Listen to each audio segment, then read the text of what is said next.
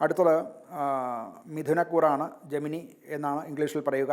മകയിരത്തിൻ്റെ അവസാനത്തെ പാദം, 2 പാദം തിരുവാതിര, പുണർതത്തിൽ മുക്കാൽ, പുണർതം നക്ഷത്ര സമൂഹത്തിൻ്റെ മുക്കാൽ ഭാഗങ്ങളും കൂടെ ഉൾപ്പെടുന്നതാണ് ഈ മിഥുനക്കൂറ്.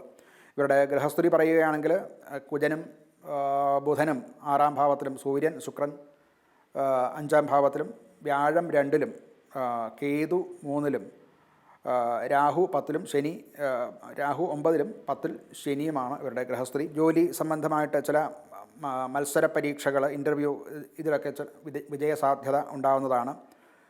ഒരു പ്രൊഫഷണലിസം ജോലിയിൽ അഥവാ ബിസിനസ്സിൽ അത് കൊണ്ടുവരും. അതുകൊണ്ട് ഉണ്ടാകുന്ന വളർച്ചയും പ്രതീക്ഷിക്കാം. ഇതെല്ലാം അനുകൂലമായിട്ടുള്ള ഒരു കാലമാണ് ഇവർക്കുള്ളത്.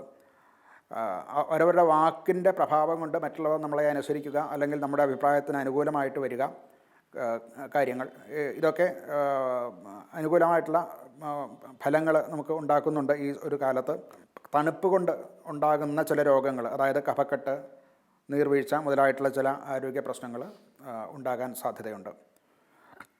കുടുംബ ബന്ധങ്ങൾക്ക് ഒരു ഉയർച്ച, ഒരു അനുകൂല ഭാവം ഉണ്ടാകുന്നതായിട്ട് കാണാം. എന്നാൽ ഭാര്യ, അതുപോലെ ഭാര്യ മാതാവ്, ആ വഴിക്കുള്ള ബന്ധങ്ങളിൽ ചില കുറച്ച് കൂടുതൽ ശ്രദ്ധ വേണം. ചില ഉലച്ചിലുകൾ ഉണ്ടാകാൻ സാധ്യതയുണ്ട്.